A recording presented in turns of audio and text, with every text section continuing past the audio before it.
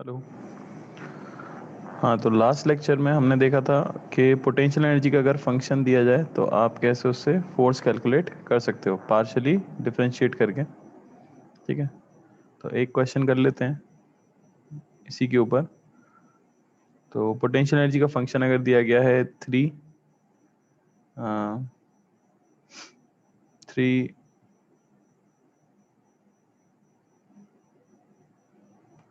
X Y Z square. ठीक है, तो बताओ what is the force acting, what is the force acting.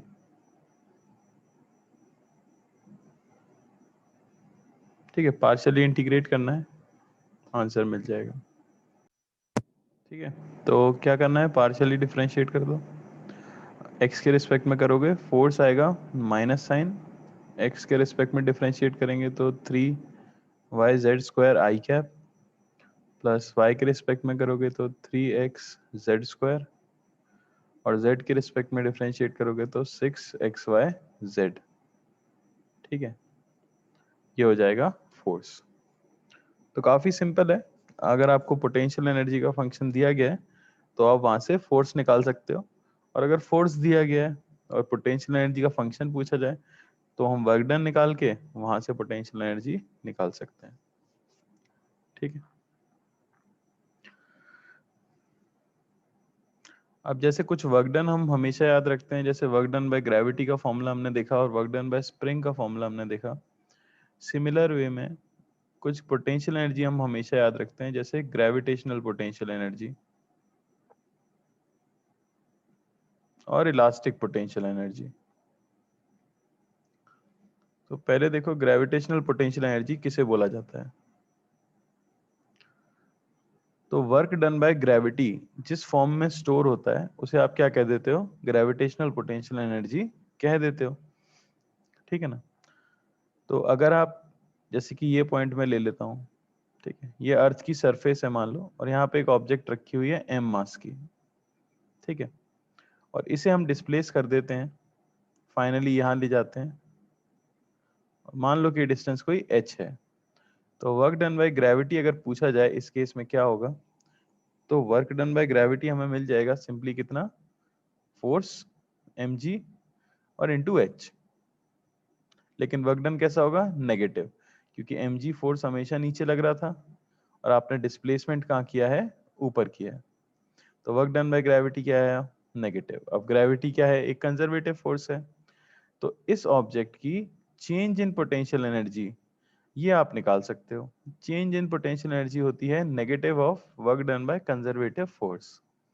तो चेंज इन पोटेंशियल एनर्जी हमें कितना मिल जाएगा, माइनस ऑफ माइनस mgh, यानी कि mgh। तो मैं कह सकता हूं कि u final minus u initial, इसकी वैल्यू क्या हो गई, mgh। तो बस आपको यही याद रखना है, अगर हम किसी ऑब्जेक्ट को वर्टिकली अप डिस्प्लेस करते हैं h डिस्टेंस से, तो उस ऑब्जेक्ट की पोटेंशियल एनर्जी इंक्रीज हो जाती है, किससे, mgh से। आप हमेशा फाइनल पोटेंशियल एनर्जी लिख सकते हो initial potential energy plus mgh। ठीक है, मैं स्टेटमेंट के फॉर्म में भी लिख देता हूं। If an object is displaced, if an object is displaced by h vertically up, by h vertically up, its potential energy increases।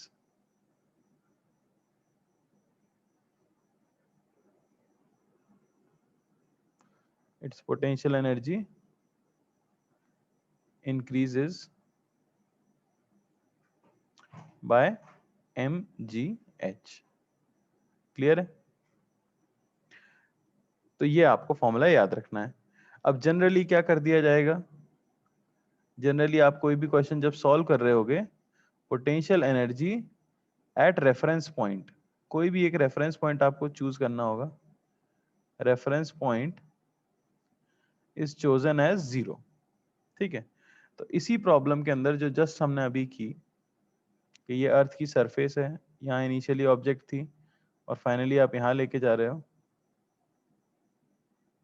तो लोग क्या करते हैं, जो नीचे वाला पॉइंट है इसे रेफरेंस पॉइंट मान लेते हैं। कोई जरूरी नहीं है, आपकी इच्छा है, आप रेफरेंस पॉइंट किसी को भी मान सकते हो। रेफरेंस पॉइंट माना यानी यहाँ पे पोटेंशियल एनर्जी 0 मान लेते हैं। तो अब फाइनल पोटेंशियल एनर्जी ये होती है इनिशियल प्लस mgh, और इनिशियल को अगर मैंने 0 माना हुआ है तो मैं सीधे बता सकता हूँ कि पोटेंशियल एनर्जी क्या होगी, mgh। तो याद रखना, potential energy at a height h above ground कितनी होती है, mgh। पर वो तभी होती है अगर आपने अर्थ की सरफेस के ऊपर पोटेंशियल एनर्जी को 0 कंसीडर किया है। अगर किसी ने बोला कि मैं अर्थ की सरफेस के ऊपर पोटेंशियल एनर्जी को 100 मान रहा हूं, तो अब बताओ सरफेस से h हाइट ऊपर पोटेंशियल एनर्जी कितनी होगी, तो आप कहोगे 100 प्लस mgh। क्लियर है क्या? तो मेन फॉर्मूला हमेशा याद रखना है कि final potential energy will be initial potential energy plus mgh अगर h डिस्प्लेसमेंट हुआ है वर्टिकली अप। अब अगर मैंने रेफरेंस पॉइंट चूज कर लिया है तो उसके हिसाब से हम बता सकते हैं किसी भी पॉइंट की एनर्जी। जैसे मैं एक एग्जांपल ले लूं, ठीक है, मान लो कि ये रेफरेंस पॉइंट है, ठीक है, यानी यहाँ पोटेंशियल एनर्जी मैंने 0 कंसीडर की है, और ये m मास की ऑब्जेक्ट है। इसे मैं अगर ऊपर लेके जाता हूँ h डिस्टेंस पोजीशन A पे, और नीचे लेके जाता हूँ h डिस्टेंस पोजीशन B पे, तो क्या हम बता सकते हैं पोटेंशियल एनर्जी एट A कितनी होगी and potential energy eight B कितनी होगी? रेफरेंस पॉइंट हाँ दक्ष खुद से लेना होता है, आपकी इच्छा है, आप कहीं भी, जैसे मैंने यहाँ पे रेफरेंस पॉइंट ले लिया है, जरूरी नहीं है सबसे नीचे वाला पॉइंट ही रेफरेंस पॉइंट हो, आपके ऊपर डिपेंड करेगा, ठीक है ना।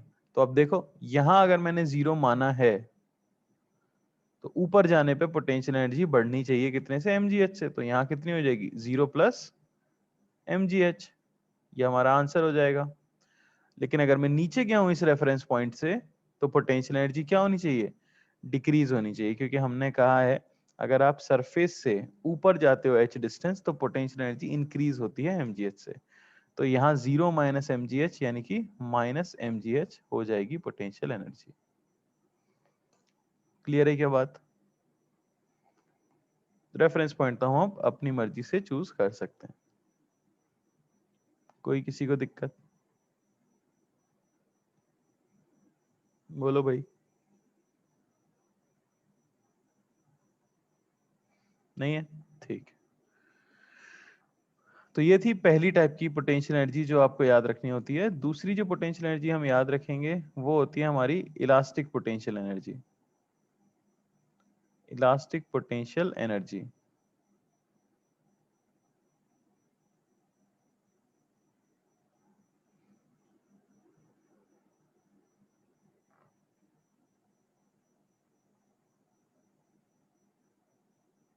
हाँ प्रताप सही कह रहे हो, ठीक है। तो इलास्टिक पोटेंशियल एनर्जी का मतलब क्या हुआ, मान लो कि आपके पास एक स्प्रिंग है, ठीक है ना, और इससे एक ब्लॉक अटैच्ड है m मास का। स्प्रिंग का स्प्रिंग कांस्टेंट मान लेते हैं कि k है।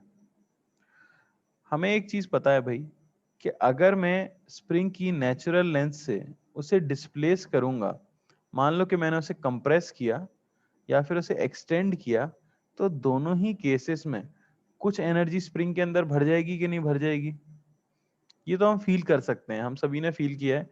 अगर आप स्प्रिंग को इसी सिचुएशन में, इस पत्थर को मैं अंदर की तरफ कंप्रेस करके छोड़ दूं, तो जैसे ही मैं रिलीज करूंगा पत्थर मूव करने लग जाएगा, क्यों नहीं करने लगेगा? क्योंकि स्प्रिंग कोई ना कोई फोर्स लगाएगी। तो अब इसके पास एनर्जी आ रही है तो कहीं से तो आ रही होगी। तो हम ये कह देते हैं कि हमने जो वर्क किया था वो स्प्रिंग के अंदर स्टोर हुआ था, और जैसे ही मैं हाथ हटाऊंगा अब वो वर्क वापस से किस में बदलने लग जाएगा, एनर्जी में बदलने लग जाएगा। बात समझ आ रही है नहीं? तो एक चीज आपको याद रखनी है, whenever whenever there is extension or compression in the spring,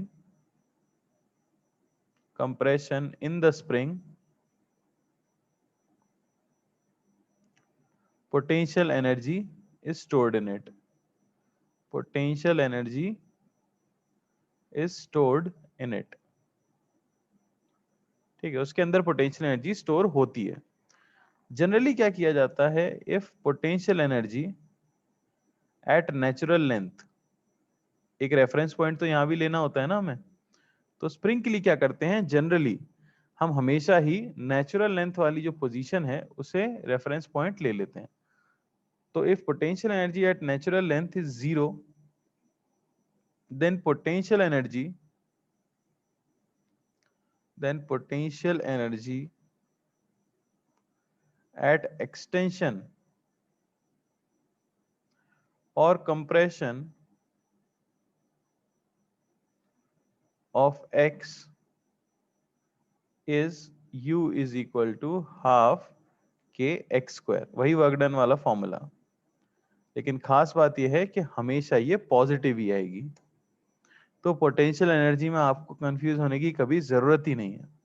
अगर आपने नेचुरल लेंथ पे पोटेंशियल एनर्जी को 0 माना है, तो नेचुरल लेंथ से आप कंप्रेशन करो या एक्सटेंशन करो, work done bye spring negative आएगा। अगर work done bye spring negative आएगा तो चेंज इन पोटेंशियल एनर्जी हमेशा पॉजिटिव आएगा। ठीक है, तो इसमें ज्यादा सोचने की हमें जरूरत नहीं पड़ती। बात समझ आई कि नहीं?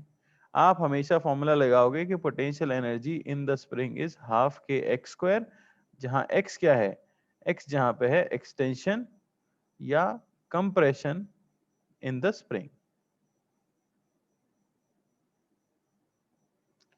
क्लियर है?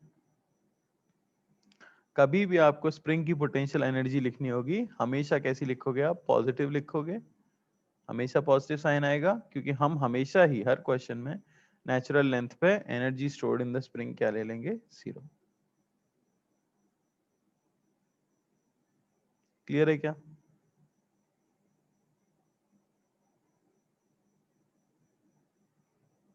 बोलो भाई। तो ये हो गया आपका क्या, ग्रेविटेशनल पोटेंशियल एनर्जी और इलास्टिक पोटेंशियल एनर्जी।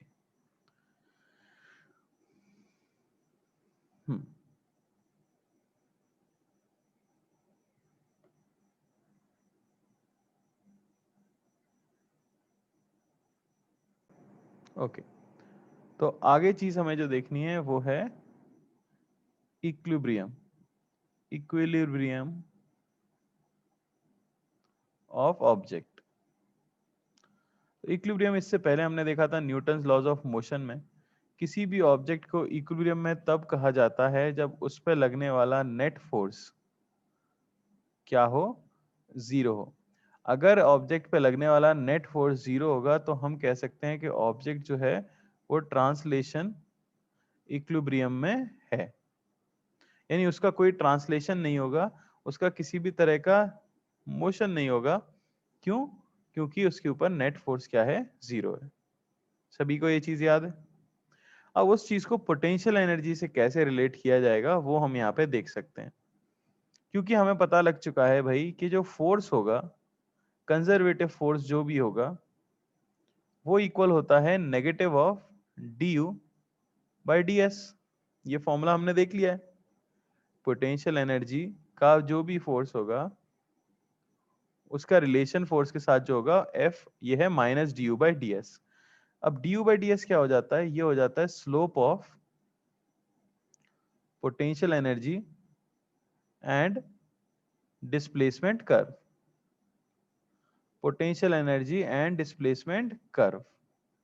ठीक है ना? तो आपके साथ क्या किया जाएगा, एक ग्राफ अगर दे दिया जाए एस का और पोटेंशियल एनर्जी का, ठीक है, और अब पूछ लिया जाए कि भाई यहां बताओ कितने पॉइंट्स हैं इक्विलिब्रियम के, इस पूरे प्रोसेस में, इस पूरे कर्व पे अगर पार्टिकल का पोटेंशियल एनर्जी वर्सेस डिस्प्लेसमेंट का ग्राफ अगर इस तरह से ड्रॉ किया गया है तो कितने पॉइंट्स हैं इक्विलिब्रियम के। फिर आपसे पूछा जा सकता है कि टाइप ऑफ इक्विलिब्रियम क्या है, तो यही चीज हमें यहाँ पे समझनी है। ठीक है ना? यही चीज हमें यहाँ पे समझनी है। आप क्या समझ सकते हो भाई कि इक्विलिब्रियम, हमें पता लग चुका है कि फोर्स जो होगा, फोर्स जो होगा वो होगा minus D U by D S. अब D U by D S क्या होता है, ये स्लोप होता है यूएस कर्व।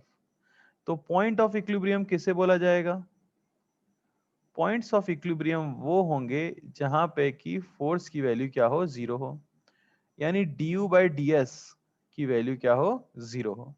यानी स्लोप जहां पे जीरो होता है, टेंजेंट का स्लोप जहां पे जीरो होता है, वो होता है आपका पॉइंट ऑफ इक्विलिब्रियम। बात समझ आई क्या? तो ऐसे कितने पॉइंट्स हैं जहां यूएस स्लोप जीरो है? तो अगर आप देखोगे तो एक पॉइंट ये है जिसे हम कह सकते हैं पॉइंट ऑफ मैक्सिमा, ये एक इक्विलिब्रियम का पॉइंट है। सिमिलरली एक पॉइंट ये है, इसे हम कह सकते हैं पॉइंट ऑफ मिनिमा। और यहाँ ढेर सारे पॉइंट्स हैं, लेकिन मैं कोई एक चूज कर लेता हूँ। तो ये पूरा स्टेट भी क्या है, इक्विलिब्रियम का स्टेट है। क्या इसमें किसी को कोई डाउट? यहाँ पे फोर्स जीरो है, यहाँ पे लगने वाला फोर्स जीरो है, और यहाँ पे लगने वाला फोर्स जीरो है। ठीक है ना? अब बात आती है टाइप ऑफ इक्विलिब्रियम की। तो तीन टाइप के इक्विलिब्रियम हम पढ़ते हैं, टाइप्स ऑफ इक्विलिब्रियम। तो पहला हो जाता है भाई स्टेबल इक्विलिब्रियम। ठीक है ना? स्टेबल इक्विलिब्रियम किसे कहा जाता है? Stable equilibrium. अच्छा, इक्विलिब्रियम का मतलब हम समझ गए, ऐसी सिचुएशन जब पार्टिकल के ऊपर नेट फोर्स क्या हो, जीरो हो। तो अब स्टेबल इक्विलिब्रियम किसे बोला जाएगा? अगर पार्टिकल ऐसी पोजीशन पे रखा हुआ था जहां उसके पास नेट फोर्स जीरो है। मैं एक एग्जांपल देता हूं, ठीक है ना? जैसे मान लो कि आपके पास एक बोल है, एक कटोरा टाइप है, और उसके बीचों बीच एक बॉल डला हुआ है इस तरह से। तो इस समय इस बॉल के ऊपर नेट फोर्स कितना है? जीरो है। तो मैं कह सकता हूं इस बॉल के लिए ये पोजीशन जो है, ये इक्विलिब्रियम पोजीशन है कि नहीं है? अब इसकी इक्विलिब्रियम पोजीशन से अगर मैं इसे स्लाइटली राइट में डिस्प्लेस करूं, अगर इसकी इक्विलिब्रियम पोजीशन से मैं इसे स्लाइटली राइट में डिस्प्लेस करूं, तो आप जानते हो कि इसके ऊपर एक रीस्टोरिंग फोर्स लगेगा, जो कि उसे वापस किधर ले आएगा? नीचे ही ले आएगा। आएगा कि नहीं? अगर मैं राइट में डिस्प्लेस करता हूं इक्विलिब्रियम पोजीशन से, और फोर्स लगता है लेफ्ट में, सिमिलरली अगर मैं लेफ्ट में डिस्प्लेस करता हूं इक्विलिब्रियम पोजीशन से, और कोई फोर्स लगता है राइट में, तो ऐसी सिचुएशन को कहा जाता है स्टेबल इक्विलिब्रियम। यानी आप उसकी इक्विलिब्रियम पोजीशन से उसे डिस्प्लेस करो, और कोई फोर्स उसे वापस उसी पोजीशन पे ले आए, तो ऐसी सिचुएशन को हम कहते हैं स्टेबल इक्विलिब्रियम। यानी इक्विलिब्रियम बार बार रीच होता रहता है। आप जरा सा डिस्प्लेस करोगे, जैसे ही फोर्स हटाओगे वो वापस से अपनी पोजीशन पे आ जाएगा। क्या ये बात क्लियर है? तो सीधे से लिख सकते हैं हम, when a particle is slightly displaced, when a particle is slightly displaced from equilibrium position,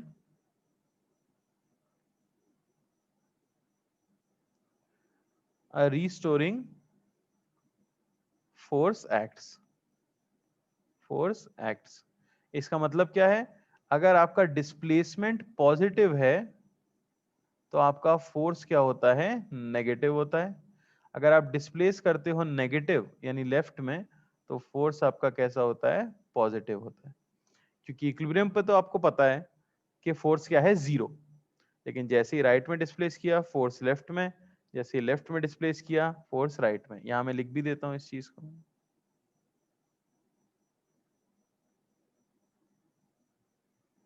ठीक है, तो ये x, और ये आपका फोर्स, और ये x, और ये आपका फोर्स। बात समझ आई कि नहीं है? तो हम कैसे पहचानेंगे ग्राफ के अंदर कि कौन सा पॉइंट इक्विलिब्रियम का पॉइंट है?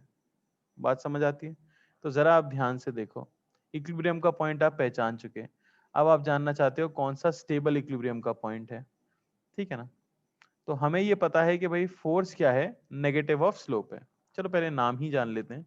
तो ये हो गया इक्विलिब्रियम, ठीक है ना? Stable equilibrium. दूसरा टाइप क्या है? दूसरा टाइप कहलाता है अनस्टेबल इक्विलिब्रियम। Unstable equilibrium. अब अनस्टेबल इक्विलिब्रियम क्या है? तो वो हो जाता है कि when a object when a object is slightly displaced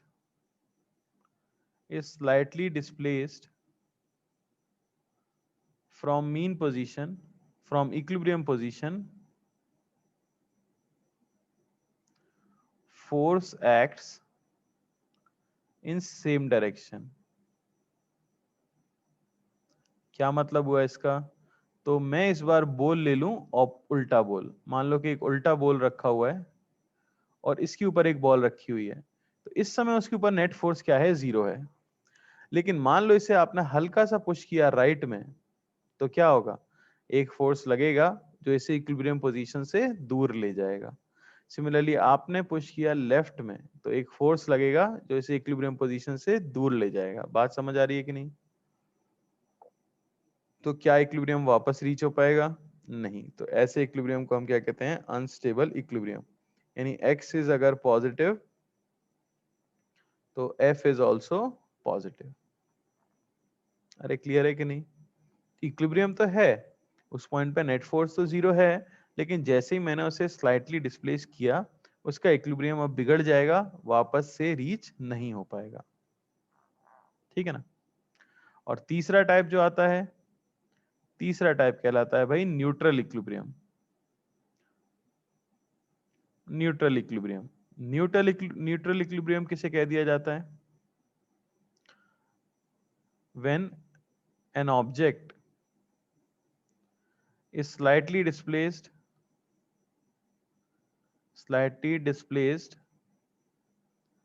from equilibrium position,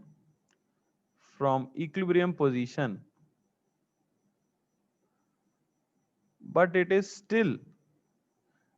still in equilibrium position, तो ऐसी सिचुएशन को कहते हो आप न्यूट्रल इक्विलिब्रियम। कैसे? मान लो कि एक बॉल है जो फ्लैट ग्राउंड पे रखी हुई है। अब इस पे नेट फोर्स इस समय क्या है? 0 है, यानी ये इक्विलिब्रियम का पॉइंट है। अगर आपने इसे स्लाइटली डिस्प्लेस किया राइट में और बॉल को यहां रख दिया, तो क्या होगा? अभी भी कोई फोर्स नहीं लगेगा, यहां भी नेट फोर्स 0 था, यहां भी नेट फोर्स 0 था, तो ये दोनों ही पॉइंट क्या है? इक्विलिब्रियम के ही पॉइंट हैं। तो अगर आप इक्विलिब्रियम पोजीशन से पार्टिकल को डिस्प्लेस करो और उसके पास वाली पोजीशन भी इक्विलिब्रियम पोजीशन ही हो, तो ऐसे इक्विलिब्रियम को पोजीशन को हम क्या कहते हैं, या ऐसे इक्विलिब्रियम स्टेट को हम क्या कहते हैं? न्यूट्रल इक्विलिब्रियम का स्टेट कहते हैं। बात समझ आई कि नहीं आई? बोलो भाई। ऐसे आप पता लगा सकते हो कि कौन सा भाई इक्विलिब्रियम न्यूट्रल है, स्टेबल है और अनस्टेबल है। अब यहां मैं पहचानूंगा, देखो जरा ग्राफ के अंदर, तो ये पॉइंट ले लेते हैं, यहां पे फोर्स 0 है, इस x के लिए फोर्स 0 है। मैं यहां से इसे लेफ्ट में डिस्प्लेस करता हूं, ठीक है? तो x को मैंने डिस्प्लेस किया है लेफ्ट में, तो फोर्स का साइन देख लेते हैं बस। फोर्स का साइन कैसा आएगा? फोर्स यहाँ का टेंजेंट होगा, ठीक है ना? तो यहाँ पे अगर टेंजेंट ड्रॉ करा जाए तो इस तरह से कुछ टेंजेंट ड्रॉ होगा। तो इसका स्लोप तो कैसा है? पॉजिटिव, लेकिन फोर्स क्या है? Negative of slope. तो आपने डिस्प्लेसमेंट किया नेगेटिव, और स्लोप भी, फोर्स कैसा आया? फोर्स है नेगेटिव ऑफ स्लोप, स्लोप है पॉजिटिव, तो फोर्स कैसा आया? नेगेटिव। यहाँ पे फोर्स आया नेगेटिव। तो नेगेटिव डिस्प्लेस करने पर फोर्स भी अगर नेगेटिव आए तो फिर क्या हो जाता था? वो अनस्टेबल इक्विलिब्रियम। लिख सकते कि नहीं लिख सकते? Unstable equilibrium. तो बस हम सीधा सीधा लिख देंगे कि जो पॉइंट ऑफ मैक्सिमा होता है, point of maxima on US curve is unstable equilibrium. ठीक है ना? और कंडीशन भी हमें याद होती है, क्या? पॉइंट ऑफ मैक्सिमा, ये आप याद रखना सिर्फ और सिर्फ। बात समझ आई क्या? Rate of change of slope हम क्या देखते थे? D two u by D s square. Rate of change of slope is less than 0। अगर ऐसा होता था तब मैक्सिमा बनता था, है कि नहीं? सिमिलरली अगर मैं इस पॉइंट को देखूंगा तो ये लघवी बोल जैसे ही रहा है ना। अच्छी चीज ये है कि जैसे मैंने बोल और उल्टे बोल का आपको एग्जांपल दिया, वही चीज ग्राफ में भी वैलिड हो जाती है। देखो पहाड़ के ऊपर जब बॉल को रखा तो वन स्टेबल हो गया, और यहाँ वैली जैसे में रखा तो वो स्टेबल हो जाएगा। ठीक है, तो ये सिचुएशन कहलाती है स्टेबल इक्विलिब्रियम, यानी कि point of minima is called stable equilibrium. Stable equilibrium यानी मैं कह सकता हूं d2u by D s square, ये ग्रेटर देन 0 जब होगा तब आपका मिनिमा आएगा। और पॉइंट ऑफ न्यूट्रल इक्विलिब्रियम, ये देखो यहाँ भी फोर्स 0 है, जरा सा राइट में लेके जाओ यहाँ भी फोर्स 0 है, लेफ्ट में लेके जाओ यहाँ भी फोर्स 0 है, तो ये रिप्रेजेंट कर रहा है आपका क्या भाई, ये रिप्रेजेंट कर रहा है आपका न्यूट्रल इक्विलिब्रियम। समझ आ रही है क्या बात? Point where d2u by D s square, ये खुद भी क्या आ जाए 0, यानी rate of change of slope 0 हो, स्लोप बदल ही ना रहा हो, स्लोप हमेशा ही क्या रह जाए, 0 रह जाए, तो उसे हम क्या कहते हैं, न्यूट्रल इक्विलिब्रियम कहते हैं। ये आपको याद रखना है। ठीक है, ये हो गया आपका अनस्टेबल, ये हो गया भाई स्टेबल, और ये सारे हो गए न्यूट्रल। क्लियर है? क्लियर है क्या? बस।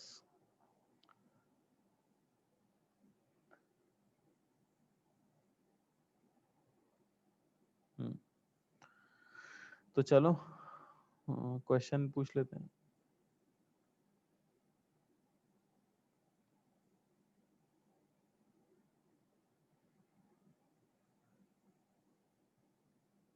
ओके, तो आपको बताना है पॉइंट्स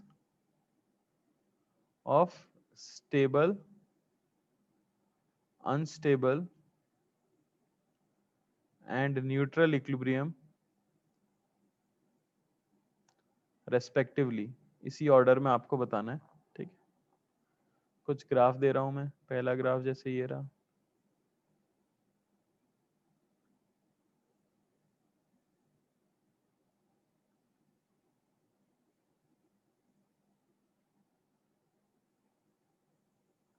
ठीक है, तो ये पॉइंट है आपका ए, ये पॉइंट है आपका बी, ये पॉइंट है आपका सी।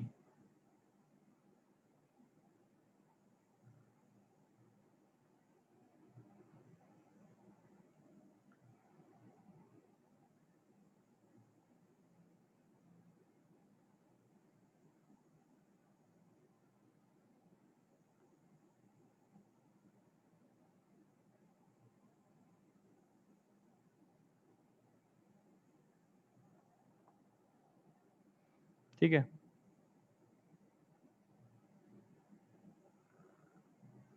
एक काम करो, ऐसे बता दो कि ए क्या है, बी क्या है, सी क्या है, डी क्या है। ठीक है, वो सही रहेगा शायद।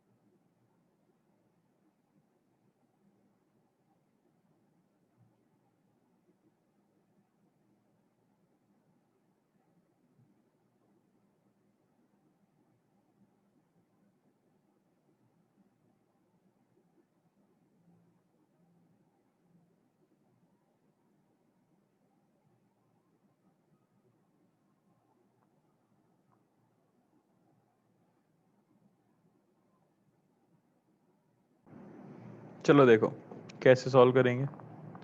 तो पॉइंट ऑफ इक्विलिब्रियम पहले पहचानने के लिए तो स्लोप जीरो होना चाहिए किसी भी पॉइंट पर। उसी पॉइंट को आप इक्विलिब्रियम का पॉइंट कह सकते हो जहां एटलीस्ट स्लोप तो जीरो हो। फिर आगे हम पता करेंगे कि कौन सा स्टेबल है कौन सा अनस्टेबल है ना। पहले स्लोप तो जीरो होना जरूरी ही है। तो अगर इनके अंदर देखा जाए तो इकलौता पॉइंट है वो है बी जहाँ पे स्लोप जीरो है। और मैं देख सकता हूँ कि यहाँ पे मैक्सिमा बन रहा है, यानी बी जो है ये अनस्टेबल इक्विलिब्रियम को रिप्रेजेंट कर रहा है, जबकि ए और सी पे तो स्लोप ही जीरो नहीं है। तो ए और सी जो हैं ये तो नॉट इक्विलिब्रियम पॉइंट्स हैं। ये तो इक्विलिब्रियम पॉइंट्स ही नहीं है क्योंकि slope is not equal to zero.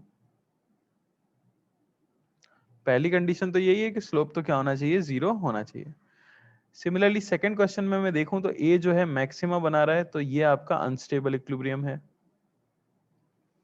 B आपका मिनिमा बना रहा है तो ये आपका स्टेबल इक्विलिब्रियम है। सी फिर से मैक्सिमा बना रहा है तो फिर ये अनस्टेबल इक्विलिब्रियम है। और डी पे स्लोप जीरो ही नहीं है तो ये नॉट इक्विलिब्रियम पोजीशन।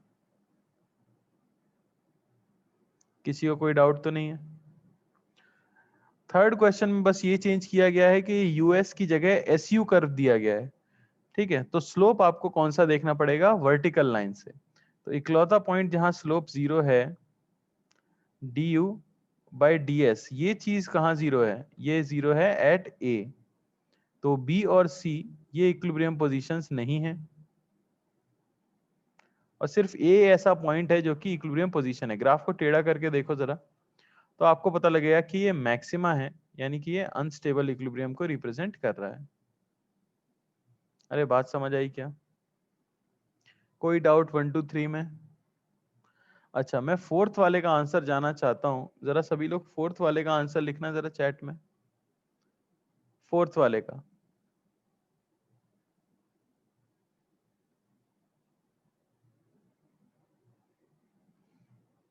फोर्थ का आंसर क्या आया था सभी लोगों का?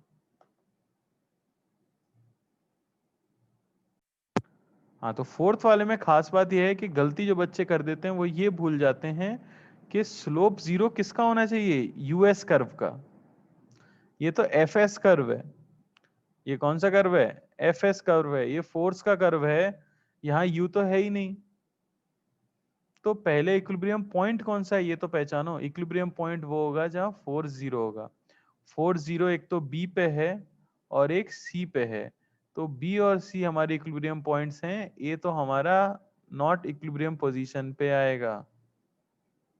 अरे बात समझ आ रही है कि नहीं? ये एफ एस कर्व है, ये पोटेंशियल एनर्जी का कर्व नहीं है। यहाँ तो सीधा फोर्स दिया हुआ है।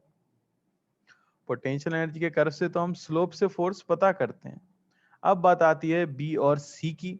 तो बी पे आप देख सकते हो भाई, बी से अगर मैं लेफ्ट में मूव करूं तो फोर्स कैसा हुआ, पॉजिटिव। यानी डिस्प्लेसमेंट आपका नेगेटिव तो फोर्स आपको मिला पॉजिटिव। डिस्प्लेसमेंट आपका पॉजिटिव तो फोर्स आपको मिलेगा कैसा, नेगेटिव। ऐसा किसमें होता है, ऐसा होता है भाई स्टेबल इक्विलिब्रियम। अरे बात समझ आई कि नहीं? सी पे देखो, डिस्प्लेसमेंट पॉजिटिव राइट में तो फोर्स भी कैसा आ रहा है, पॉजिटिव। डिस्प्लेसमेंट लेफ्ट में तो फोर्स भी कैसा आ रहा है, नेगेटिव। तो ये कौन सा है भाई आपका, अनस्टेबल इक्विलिब्रियम। अरे बात समझ आई कि नहीं? तो अगर आपके पास एफ एस कर्व आ जाता है तो एफ एस कर्व में तो हमें क्या करना पड़ता है, डिस्प्लेस करके ही देखना पड़ता है। क्लियर है? एक और जरा एफ एस का बता दो, क्लियर हो जाए जिससे बात।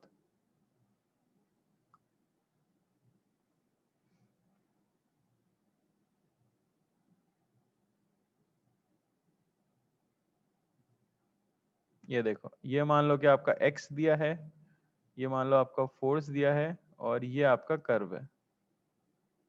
ठीक है ना? तो आपको यही बताना है कौन सा स्टेबल है कौन सा अनस्टेबल है। ए बी सी, ये पॉइंट डी, और ये पॉइंट ई। कौन सा स्टेबल इक्विलिब्रियम है कौन सा अनस्टेबल इक्विलिब्रियम है। ठीक है, देखो जल्दी से क्या आ जाएगा। तो ए पे अगर मैं देखूं और मैं राइट में डिस्प्लेस करूं तो फोर्स भी देखो कैसा आता है, पॉजिटिव। लेफ्ट में डिस्प्लेस करूं तो फोर्स भी कैसा आता है, नेगेटिव। तो ए तो आपका अनस्टेबल इक्विलिब्रियम का पॉइंट हो गया। बी, अगर आप लेफ्ट में जाते हो यानी डिस्प्लेसमेंट नेगेटिव तो फोर्स पॉजिटिव, डिस्प्लेसमेंट पॉजिटिव तो फोर्स नेगेटिव, यानी ये कैसा हो गया आपका, ये आपका स्टेबल इक्विलिब्रियम हो गया। सी और ए तो सिमिलर हैं, तो सी भी क्या हो जाएगा आपका, अनस्टेबल हो जाएगा। और ई और डी की बात करें तो नॉट इक्विलिब्रियम, क्योंकि यहाँ पे फोर्स ही जीरो नहीं है। बात समझ आई? तो क्या अब हम ग्राफ देख के ये बता सकते हैं कि कौन सा पॉइंट स्टेबल इक्विलिब्रियम का है और कौन सा अनस्टेबल इक्विलिब्रियम का है? आई होप सभी को क्लियर हो गया हो। ठीक है ना? चलो, तो अब हम स्टार्ट करने वाले हैं सबसे जरूरी चीज चैप्टर की जो मैंने बोली थी, और वो है work energy theorem. Work energy theorem, ठीक है ना?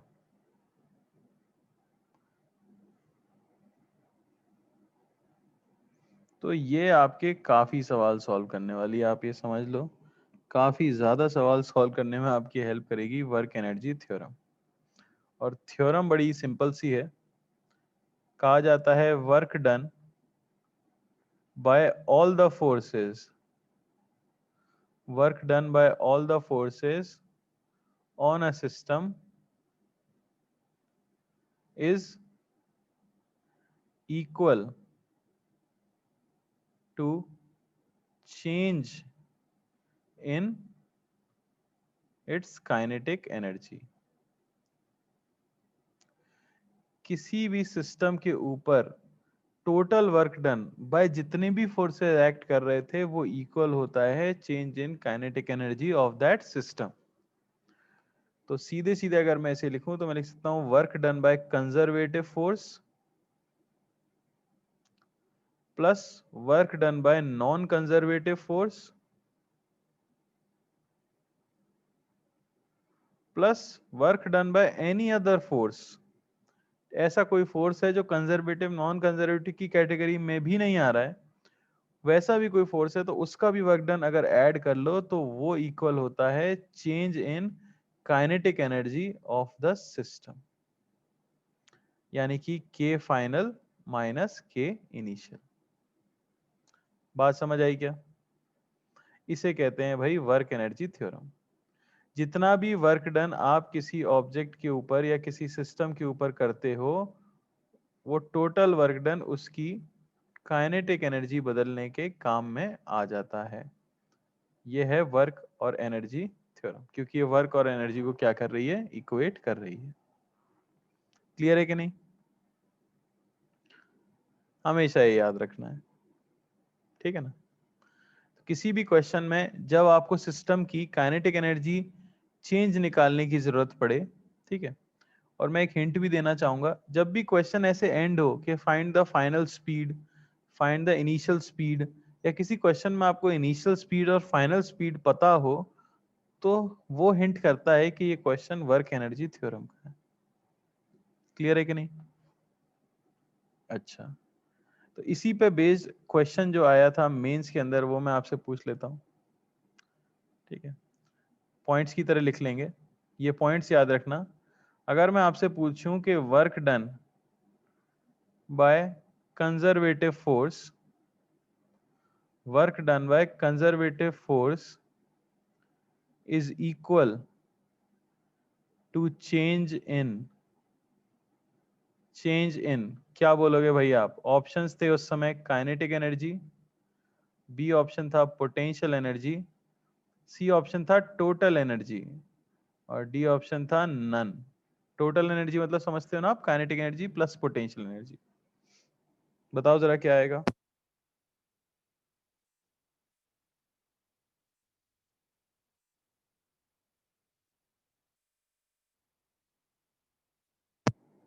तो ये याद रखना, मैंने अभी आपको बताया था पोटेंशियल एनर्जी एक ऐसी टर्म है जो सिर्फ और सिर्फ कंजर्वेटिव फोर्सेस से ही रिलेटेड होती है। तो work done by conservative forces is equal to change in potential energy, ठीक है ना। Work done by conservative forces is equal to negative of change in potential energy. समझ आता है कि नहीं ये? ठीक है, तो थ्योरम क्या है हमारी, एक बार उसे लिख लेते हैं। जनरली हम डील करेंगे कंजर्वेटिव फोर्स होगा या तो नॉन कंजर्वेटिव फोर्स होगा, ठीक है।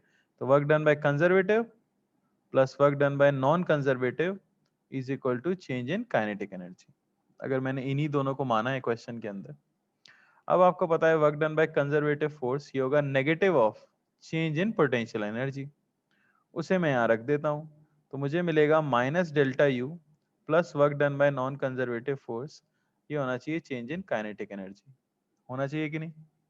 और यहाँ से आपको रिलेशन मिल जाएगी कि work done by non conservative force is equal to delta K plus delta U, यानी change in kinetic energy plus change in potential energy, यानी इसे मैं लिख सकता हूँ delta TE, change in total energy.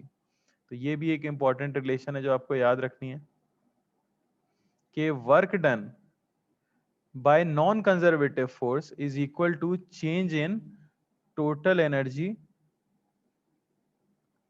या जिसे हम कहते हैं मैकेनिकल एनर्जी। अरे बात समझ आ रही है कि नहीं?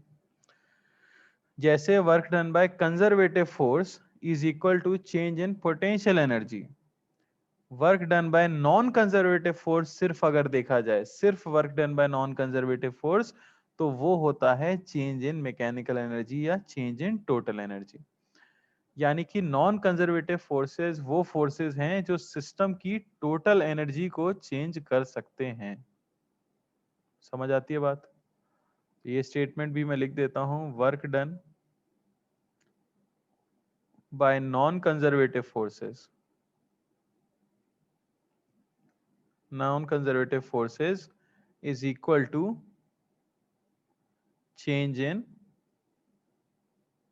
और वही options kinetic energy, potential energy, total energy या नन। तो क्या याद रखना है हमें कि work done by non conservative forces is equal to change in total energy. Non conservative forces किसे बदल सकते हैं? सिस्टम की टोटल एनर्जी को बदल सकते हैं।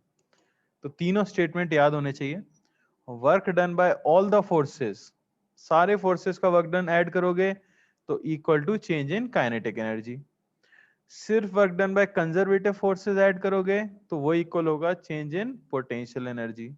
सिर्फ work done by non conservative forces देखोगे तो वो होगा चेंज इन टोटल एनर्जी। तीनों स्टेटमेंट का अंतर समझ आता है क्या? बोलो भाई, तीनों स्टेटमेंट का अंतर समझ आता है? कोई डाउट किसी को? ठीक है, तो आगे देख लेते हैं इसी में जो है एनर्जी कंजर्वेशन। एनर्जी कंजर्वेशन, अब आपने देखा होगा कई क्वेश्चंस में एनर्जी कंजर्वेशन लगाया जा सकता है, ठीक है, पहले भी हमने कभी सुना होता है ये। यानी सिस्टम की फाइनल एनर्जी को इक्वल कर देते हैं सिस्टम की टोटल एनर्जी को, initial total energy.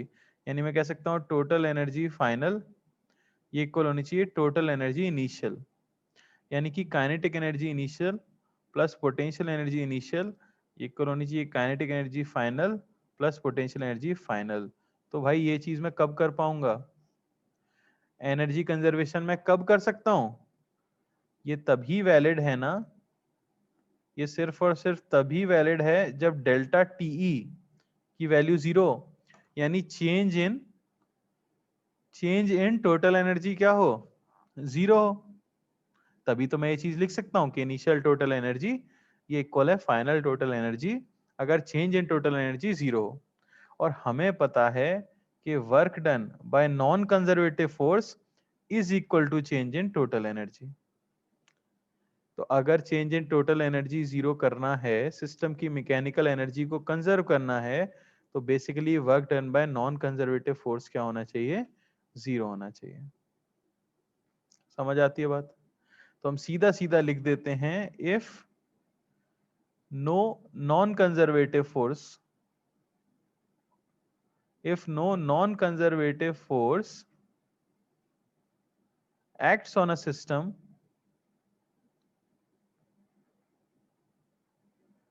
the total energy of the system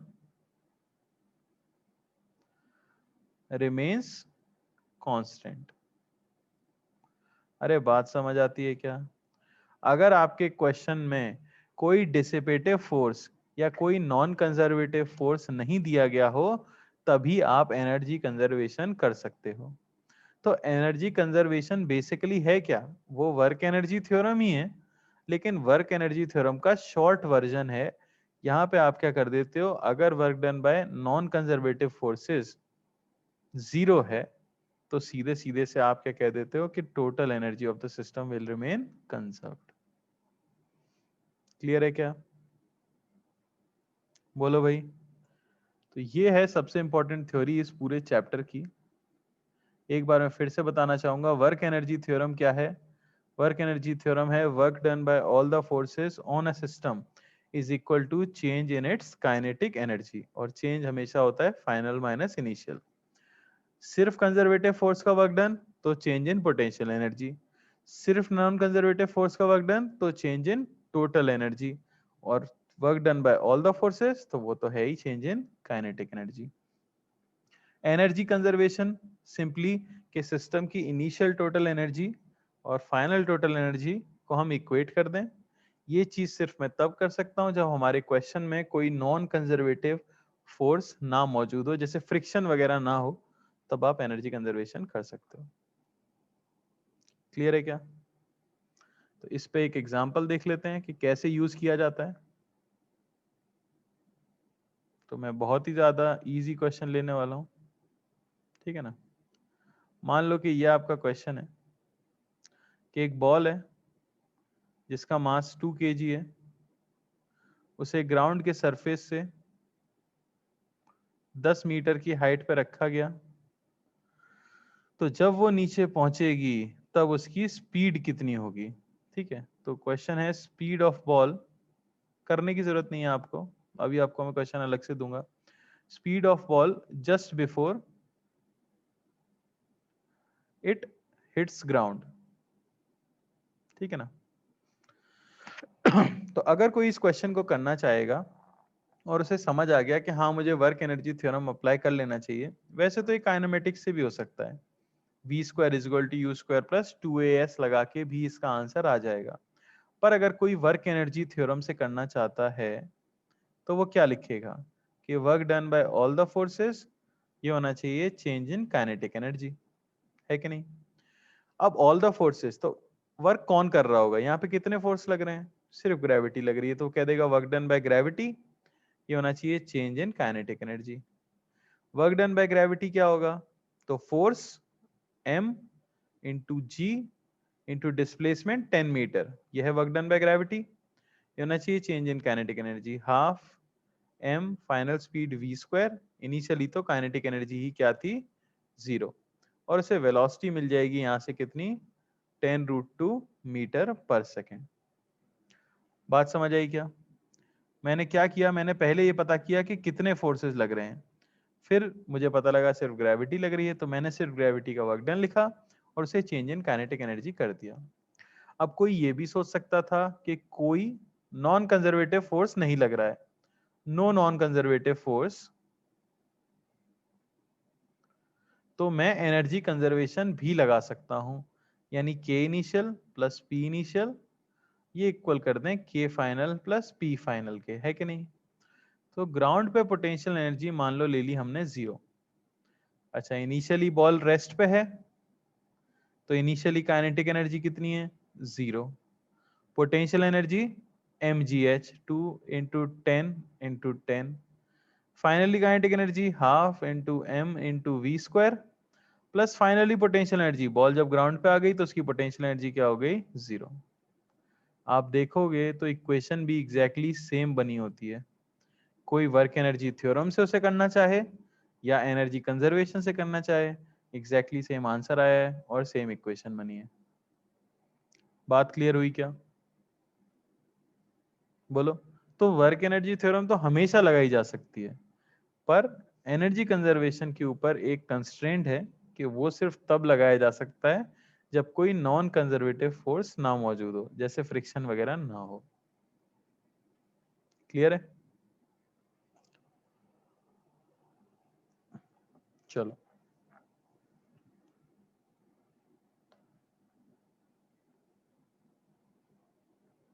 ठीक है, तो मान लो ये क्वेश्चन है अब आपके पास।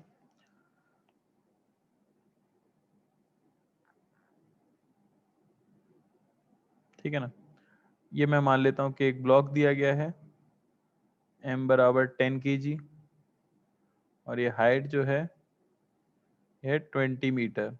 ठीक है, तो आपको बताना है speed of block when it reaches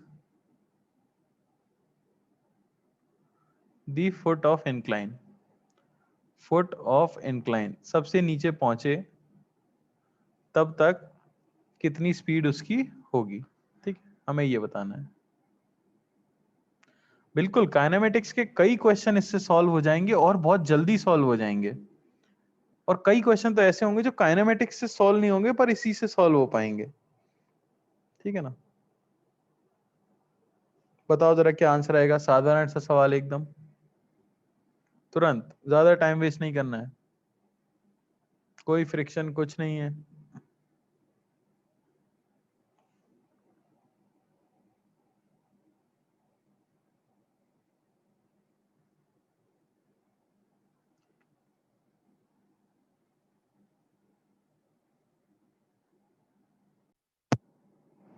ठीक है, कैसे कर लेंगे? तो या तो मैं वर्क एनर्जी थ्योरम लगा सकता हूँ या मैं एनर्जी कंजर्वेशन। तो एनर्जी कंजर्वेशन ही लगा लेते हैं क्योंकि फ्रिक्शन नहीं है। के इनिशियल प्लस पी इनिशियल हो गया के फाइनल प्लस पी फाइनल। तो यहाँ पोटेंशियल एनर्जी अगर मैंने मानी है 0, तो initial kinetic energy 0, potential energy हो जाएगी m इंटू 10 इंटू एच है 20 meter, finally kinetic energy half into 10 into v square, और पोटेंशियल एनर्जी फाइनली क्या है 0। बात समझ आई क्या? ये 10 से 10 कट गया और वेलोसिटी आपको मिल गई कितनी? 20 मीटर पर सेकेंड। बोलो भाई, कोई डाउट किसी को? कोई डाउट? चलो अगला question. A ball is projected at 10 meter per second from a 100-meter tall tower. Mass of the ball is 1 kg. तो आपको बताना है speed at which it strikes ground. ठीक है, तो अब काइनेमेटिक्स से इसे करने में हमें थोड़ी सी दिक्कत हो सकती है। हाँ, हो सकता है हमें क्लिक ना करे क्योंकि इसमें ये नहीं बताया कि बॉल को कैसे फेंका है, vertically up, vertically down, horizontally, कैसे भी फेंका हो सकता है। बस उन्होंने ये कहा है कि बिल्डिंग से एक बॉल को हमने फेंका है बस। ठीक है, किधर भी फेंको आंसर सेम आने वाला है इस केस के लिए। ठीक है ना, चलो ट्राई करो। ठीक है, तो एक हिंट आपको ये पता होना चाहिए, मैंने जैसे कि कहा क्वेश्चन में कभी भी स्पीड पूछी गई है किसी क्वेश्चन में, तो ये एक हिंट होता है कि क्वेश्चन वर्क एनर्जी थ्योरम से सॉल्व हो सकता है। ठीक है ना, तो एक तो मैं लगा सकता हूँ वर्क एनर्जी थ्योरम, और क्योंकि कोई डिसिपेटिव फोर्स नहीं है, कोई नॉन कंजर्वेटिव फोर्स नहीं है, तो मैं एनर्जी कंजर्वेशन भी लगा सकता हूँ। ठीक है ना, यानी के इनिशियल प्लस पी इनिशियल कहना चाहिए के फाइनल प्लस पी फाइनल। तो कैसे भी फेंका गया हो उससे कुछ फर्क नहीं पड़ रहा, 10 मीटर पर सेकंड से फेंका है, हाइट जो है 100 मीटर है, तो इनिशियली बॉल यहाँ थी और फाइनली बॉल यहाँ कुछ होने वाली है, तो सिर्फ ग्रेविटी एक्ट करेगी, तो वर्क डन बाय ग्रेविटी ये होना चाहिए change in kinetic energy. Work done by gravity m into g into नीचे डिस्प्लेसमेंट हुआ है 100, तो वर्क डन भी पॉजिटिव है, होना चाहिए half into m into v square, और वेलोसिटी हमें यहाँ से मिल जाएगी कितनी? 10√20। बात समझ आई क्या?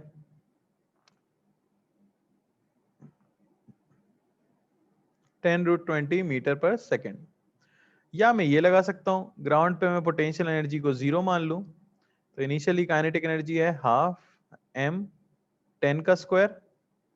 अच्छा, यहाँ मैंने एक गड़बड़ कर दी, चेंज इन काइनेटिक एनर्जी लेना है तो मुझे इनिशियल काइनेटिक एनर्जी भी लेनी होगी, मैंने ध्यान नहीं दिया उसके ऊपर, ठीक है ना। ये तो फाइनल काइनेटिक एनर्जी है जो हमें फाइंड करनी है, हमें इनिशियल काइनेटिक एनर्जी भी तो लिखनी होगी। तो माइनस इनिशियली कितनी है, तो half into m into speed 10 थी तो 10 का स्क्वायर, तो ये मिला आपको 1000, ये होना चाहिए हाफ v स्क्वायर माइनस 100, और वेलोसिटी मिलेगी हमें अंडर रूट ऑफ 2100 मीटर पर सेकेंड, यानी कि 10√21 मीटर पर सेकेंड। अच्छा, यहां लगा दें अगर इनिशियली काइनेटिक एनर्जी, ये initially potential energy mgh, finally kinetic energy half mv square, और फाइनली पोटेंशियल एनर्जी 0। तो यहां से भी हमें सेम मिलने वाला है, ठीक है ना। वेलोसिटी आपको मिल जाएगी अंडर रूट ऑफ 2100 मीटर पर सेकेंड। बात समझ आई क्या? तो दोनों बेसिकली सेम ही मेथड है, बस एनर्जी कंजर्वेशन के समय आप ये मान लेते हो कि हाँ कोई नॉन कंजर्वेटिव फोर्स नहीं है। क्लियर हुई बात? चलो,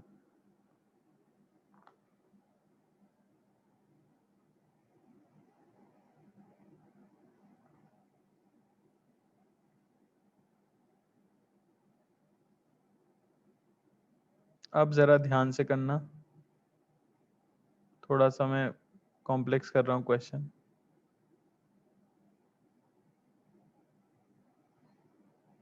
ठीक है, तो यहाँ पे एक स्प्रिंग है जिसका के दिया है मान लो 100 न्यूटन पर मीटर, और यहाँ एक ब्लॉक था जिसका मास है मान लो 2 kg, और ये रेस्ट पर था। All surfaces are smooth, okay, और ये एंगल आपको दिया गया है 37 डिग्री, और ये लेंथ जो है ये आपकी 50 मीटर है, ठीक है।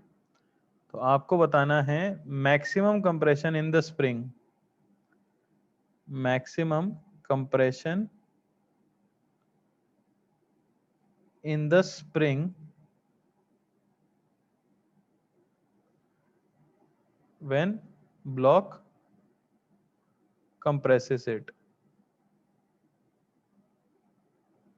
ओके। तो जो ब्लॉक है ना, उसे हमने क्या किया कि वहां से रिलीज कर दिया है। अगर आपने वहां से रिलीज कर दिया है, अगर आपने ब्लॉक को वहां से रिलीज कर दिया है, तो नीचे फिसल के आएगा, कुछ स्पीड आएगी, स्प्रिंग से टकराएगा, स्प्रिंग को पिचकाना शुरू करेगा, तो उसमें मैक्सिमम कंप्रेशन कितना क्रिएट करेगा ये आपको बताना है, ठीक है। ट्राई करो, ठीक है। तो जब भी ऐसा कोई क्वेश्चन आए तो एक चीज याद रखना, आपको कभी भी बीच वाले किसी स्टेज पे कुछ कैलकुलेट करने की जरूरत नहीं है। जैसे पहले पता लगे आप सोचो कि मैं यहाँ पे स्पीड निकालूं फुट ऑफ द इंक्लाइन पे, फिर आगे प्रोसेस करूं, कभी नहीं। हमेशा इनिशियल और फाइनल स्टेज देखना, जिससे क्वेश्चन सबसे छोटे तरीके से सॉल्व हो पाएगा। समझ आ रही है बात? मैं दोनों से करके बताऊंगा, वर्क एनर्जी थ्योरम से भी और एनर्जी कंजर्वेशन से भी, ठीक है ना। चलो, इनिशियल स्टेट क्या है? ये है इनिशियल स्टेट। फाइनली जब मैक्सिमम कंप्रेशन आ जाएगा स्प्रिंग के अंदर, उस समय ब्लॉक की सिचुएशन क्या होगी? जब मैक्सिमम कंप्रेशन आएगा स्प्रिंग के अंदर, तो ब्लॉक भी तो रेस्ट पे आ जाएगा। बेसिकली ब्लॉक स्पीड आती है ब्लॉक के पास, तभी तो वो अंदर जाता है और स्प्रिंग को पिचकाता है। तो जब मैक्सिमम कंप्रेशन आ चुका होगा स्प्रिंग में, उस समय ब्लॉक कैसे हो जाएगा? रेस्ट पे आ जाएगा। तो फाइनली भी रेस्ट पे है वो, इनिशियली भी रेस्ट पे है वो। तो work done by all the forces, ये है चेंज इन काइनेटिक एनर्जी, जो है 0, क्योंकि इनिशियल काइनेटिक एनर्जी 0, और फाइनली जब वो स्प्रिंग को पूरी तरह से पिचका देगा तब भी उसकी काइनेटिक एनर्जी क्या है? 0। तो देखते हैं पूरे प्रोसेस में वर्क किस किस ने किया। पहले शुरुआत में ग्रेविटी ने वर्क किया होगा, और फिर जब स्प्रिंग को कंप्रेस किया जा रहा है तो स्प्रिंग ने भी वर्क किया होगा, ये इक्वल होना चाहिए 0 के। बात समझ आई या नहीं? अच्छा, ग्रेविटी को सिर्फ वर्टिकल डिस्प्लेसमेंट से मतलब होता है, तो ये हो गया आपका 50 sin 37 यानी कि 30 मीटर। अच्छा, पत्थर इफेक्टिवली नीचे आया है तो ग्रेविटी का वर्क कैसा होगा, पॉजिटिव या नेगेटिव? पॉजिटिव, ठीक है ना। तो मास 2 kg, 2 ही था, m इंटू जी और इंटू एच जो कि है 30। स्प्रिंग का वर्क डन, भाई स्प्रिंग अपनी नेचुरल लेंथ से दूर गई है, जैसे कि हम देख सकते हैं कंप्रेशन हो रहा है, इनिशियली नेचुरल लेंथ पे थी, तो वर्क डन बाय स्प्रिंग कैसा आएगा, नेगेटिव। तो हाफ इंटू के इंटू एक्स स्क्वायर, ये हो जाना चाहिए 0, और x की वैल्यू हमें मिल गई कितनी, 2√3 मीटर। बात समझ आई क्या? कोई डाउट किसी को? ये मैंने किया वर्क एनर्जी थ्योरम से। दूसरा, मैं सोच सकता था कि फ्रिक्शन नहीं है और कोई नॉन कंजर्वेटिव फोर्स नहीं है, तो मैं k initial plus p initial, इसे k final plus p final भी तो कर सकता हूं। इस ग्राउंड लेवल पे मान लेता हूं पोटेंशियल एनर्जी क्या है, 0। अच्छा, initially kinetic energy 0, initially potential energy. तो जब आप पोटेंशियल एनर्जी लिखो ना, तो सारी पोटेंशियल एनर्जी लिखना। सारी कौन कौन सी? ग्रेविटेशनल पोटेंशियल एनर्जी हो सकती है, स्प्रिंग में इलास्टिक पोटेंशियल एनर्जी भी हो सकती है। तो शुरू में लेकिन स्प्रिंग कंप्रेस नहीं है, ना कंप्रेशन है ना एक्सटेंशन है, तो इलास्टिक पोटेंशियल एनर्जी नहीं होगी, सिर्फ ग्रेविटेशनल पोटेंशियल एनर्जी यानी कि m g h। Finally kinetic energy 0 है, और फाइनली स्प्रिंग की पोटेंशियल एनर्जी होगी, क्योंकि फाइनली ग्रेविटेशनल तो क्या हो गई है, 0, लेकिन स्प्रिंग में आ गया है कंप्रेशन, और हमने कहा था स्प्रिंग में कंप्रेशन आए या एक्सटेंशन आए, पोटेंशियल एनर्जी हमेशा पॉजिटिव ही होती है, वो होती है हाफ के एक्स स्क्वायर। तुम अगर देखोगे तो एग्जैक्टली सेम इक्वेशन बनेगी, और x यहां से भी आपको मिल जाएगा 2√3 मीटर। बात समझ आई क्या? तो किसी भी एक मेथड से आप क्वेश्चन सॉल्व कर सकते हो। बात जो सबसे इंपॉर्टेंट है वो ये है कि इनिशियल स्टेज देखा जाए और फाइनल स्टेज देखा जाए, बीच में आपको कोई डेटा कैलकुलेट करने की जरूरत नहीं है। ऐसा कभी मत करना कि बीच में कहीं पे आप स्पीड निकाल रहे हो फिर वहां से आगे का मोशन अलग स्टडी कर रहे हो। हमेशा इनिशियल काइनेटिक एनर्जी और फाइनल काइनेटिक एनर्जी पर ही हम फोकस करेंगे। क्लियर है? ठीक है, तो नेक्स्ट पूरी क्लास में अपन, अगली पूरी क्लास में इसी के एग्जांपल्स करेंगे, इसी के क्वेश्चंस करेंगे। ठीक है, तो अच्छे से पढ़ के आना इसे। आज यहीं पे एंड करते हैं। धन्यवाद।